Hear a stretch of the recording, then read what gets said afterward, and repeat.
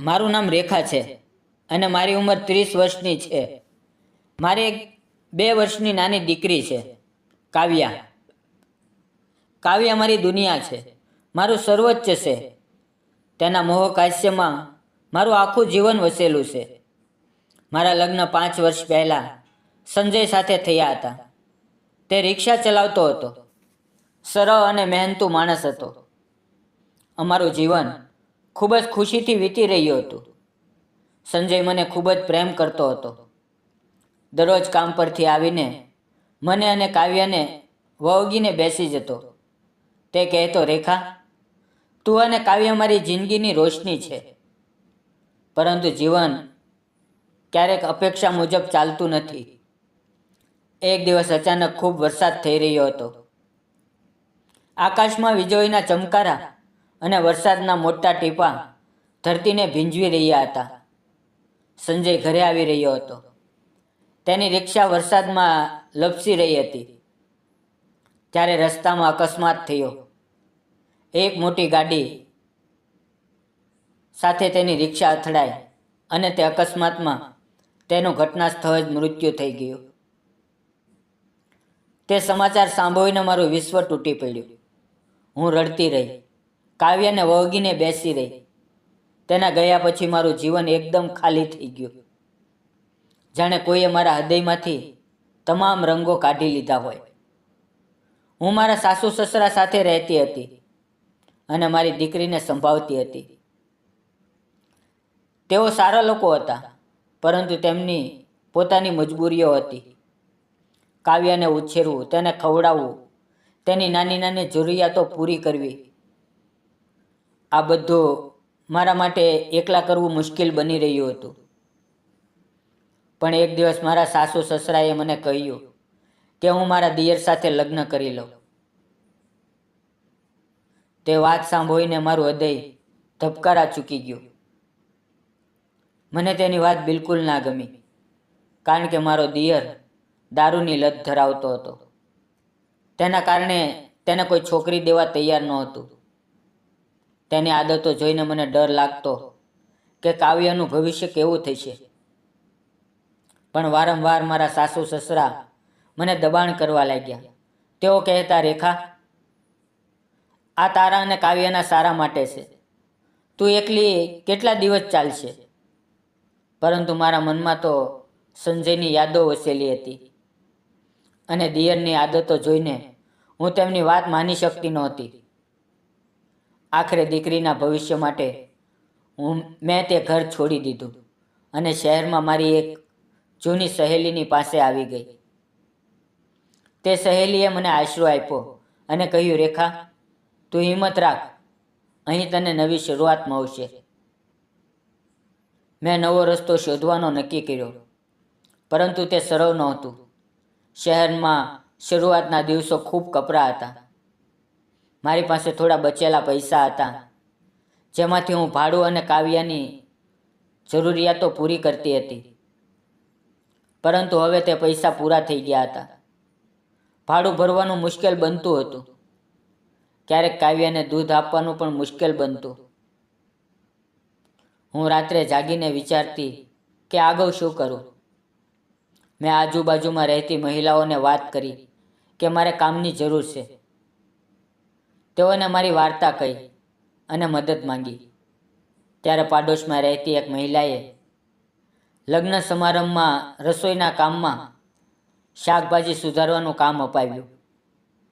તે કહેતી, રેખા, આ કામ સરળ છે અને પૈસા પણ સારા મળે છે. તું મારી સાથે આવ.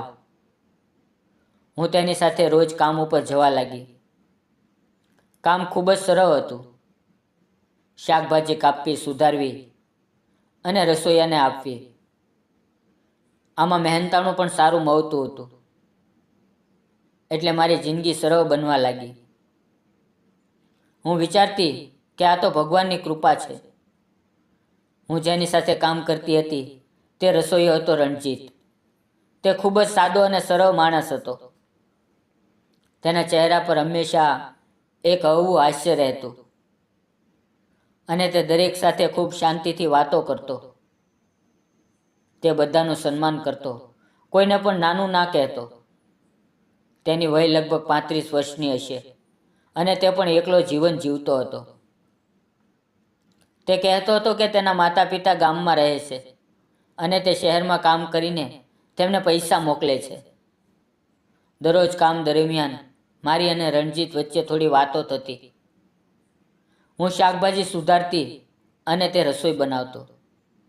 ક્યારેક તે મને પૂછતો, રેખા, તારી દીકરી કેમ છે? તેને શું ગમે છે? અને હું તેને કાવ્યાની વાતો કરતી. મારી મીઠી બોલી અને મહેનત જોઈને રણજીતના મનમાં મારા માટે માન અને લાગણી વધતી ગઈ.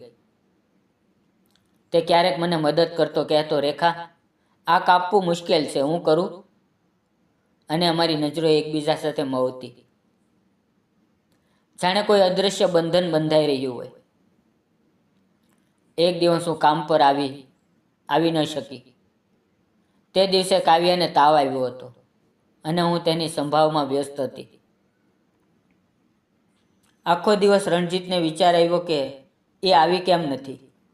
તેને ચિંતા થઈ કે કદાચ કંઈક અનહોની થઈ હશે.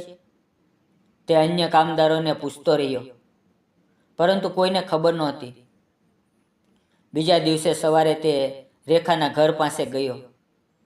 તેને મારું સરનામું પાડોશી પાસેથી મળ્યું હતું. ત્યાં નાનું ભાડાનું ઘર હતું, જેમાં એક જ રૂમ અને નાનું કિચન હતું. બારણે ટકોર મારતા રેખા બહાર આવી. રેખાના ચહેરા પર થાક સ્પષ્ટ દેખાતો હતો. તેની આંખમાં રાતના ઉજાગરાના નિશાન હતા. રેખા, રેખા, તું કાલે કામે ના આવી? બધું ઠીક છે ને? રણજીતે ચિંતાથી પૂછ્યું. રણજીતની વાત સાંભળીને રેખાની આંખો ભીની થઈ ગઈ. તેણે કહ્યું, રણજીત, કાવ્યાને રાતથી તાવ છે.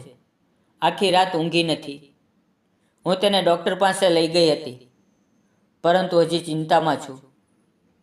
તે રડતી રહી અને હું તેને શાંત કરી શકતી નથી. રણજીત તરત અંદર ગયો. નાની કાવ્યાને જોઈ તે પથારીમાં પડી હતી. તેના માથા પર પરસેવો અને તાવની ગરમી. તેણે કાવ્યાને માથે હાથ ફેરવી અને કહ્યું, તું ચિંતા ન કર રેખા, હું દવા લઈને આવું છું. તું તેને આરામ કરાવ.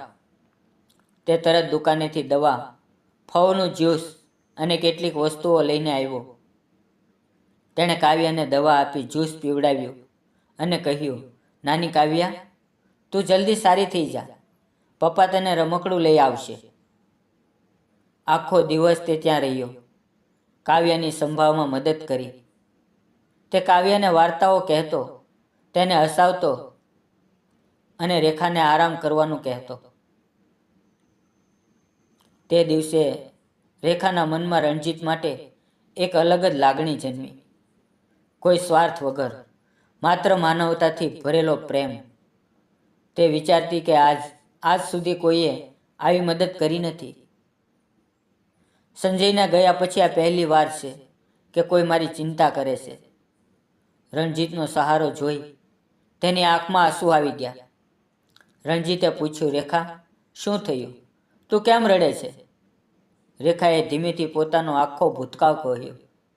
સંજયનું મૃત્યુ, તેની યાદો, સાસરિયાનું દબાણ, દિયરની આદતો અને પોતે લીધેલા કઠિન નિર્ણયો. તે કહેતી ગઈ અને રડતી ગઈ, જાણે હૃદયનો બોજ હળવું કરી રહી હોય. રણજીત તેને ધ્યાનથી સાંભળતો રહ્યો. તેના ચહેરા પર સમજણ અને સહાનુભૂતિ હતી. પછી શાંતિથી બોલ્યો, રેખા, તું ખરેખર હિંમતવાન છે. તારામાં જે મજબૂતી છે તે જ સાચી સુંદરતા છે. જીવનમાં આવા વાંકો આવે છે, પરંતુ તું તેનો સામનો કરીને આગળ વધી છે. હું તારી મદદ કરીશ, તું એકલી નથી. સમય વીતતો ગયો અને બંનેની વચ્ચેનો સંબંધ વિશ્વાસ અને પ્રેમમાં બદલાયો. કામ પર જતા આવતા તેઓ વાતો કરતા, એકબીજાના સુખ દુઃખ વહેંચતા. રણજીત કાવ્યાને પોતાની દીકરી જેવી માનતો. તેની માટે રમકડા લાવતો અને તેની સાથે રમતો. કાવ્યા પણ રણજીતને પપ્પા કંઈ બોલાવતી થઈ, જે સાંભળીને રેખાનું હૃદય ભરાઈ આવતું. એક વખત તેઓ ત્રણેય બગીચામાં ગયા, જ્યાં કાવ્યા ઝૂલા પર રમી અને રણજીતે તેને વળગી રાખી. રેખા વિચારતી કે આજ તો પરિવારની ખુશી છે, પરંતુ રેખાના મનમાં હજી ભૂતકાળના ડર હતા. તે વિચારતી કે શું આ પ્રેમ સાચો છે? શું હું ફરીથી વિશ્વાસ કરી શકું? એક સવારે જ્યારે તેઓ કામ પર જતા હતા, રણજીતે કહ્યું, રેખા, જીવનમાં જે ગયું તે ભૂલી જઈએ. હવે આપણે સાથે મળીને કાવ્યાને સુંદર ભવિષ્ય આપીએ. તું મારી સાથે લગ્ન કરીશ? રેખાની આંખોમાં ખુશીના આંસુ આવી ગયા. તેણે વિચાર્યું કે આ તો ભગવાનની કૃપા છે, એક નવી શરૂઆત. પછી બંનેએ સાદગીથી મંદિરમાં જઈને લગ્ન કર્યા. કોઈ શોર નહીં, કોઈ ઢોલ નહીં, માત્ર એક સાચો પ્રેમ અને ઈમાનદાર સંબંધ. તેઓ ત્રણેય એક નાના ઘરમાં રહેવા લાગ્યા, જ્યાં ખુશી અને પ્રેમ વસ્યા. મિત્રો, રણજીતે રેખા સાથે લગ્ન કરીને સાચું કર્યું કે ખોટું, કોમેન્ટમાં જરૂર જણાવજો. અને જો તમે ચેનલ પર નવા હોવ તો ચેનલને સબસ્ક્રાઈબ કરવાનું ભૂલશો નહીં. મિત્રો, જીવન કેટલું તૂટેલું લાગે, પણ જો હિંમત, ઈમાનદારી અને પ્રેમમાં વિશ્વાસ રાખો તો સુખ ફરીથી જન્મે છે. સાચો પ્રેમ એ કોઈ શરત વિના હોય છે, જે માન અને લાગણીથી જીવંત રહે છે. મિત્રો, વિડીયોમાં દર્શાવેલા નામ, પાત્ર અને ઘટના ફક્ત કાલ્પનિક છે. તેનો કોઈ પણ વ્યક્તિ, જાતિ કે ધર્મ સાથે સંબંધ નથી. આ વાર્તા ફક્ત શૈક્ષણિક ઉદ્દેશ અને મનોરંજન માટે બનાવવામાં આવેલી છે. તેને અન્યથા ના જોશો. મિત્રો, ફરી મળશું આવતીકાલે એક નવી વાર્તાની અંદર. ત્યાં સુધી આવજો. વિડીયો પૂરો જોવા બદલ આપ સૌ મિત્રોનો દિલથી ખૂબ ખૂબ ધન્યવાદ. મિત્રો, આવજો.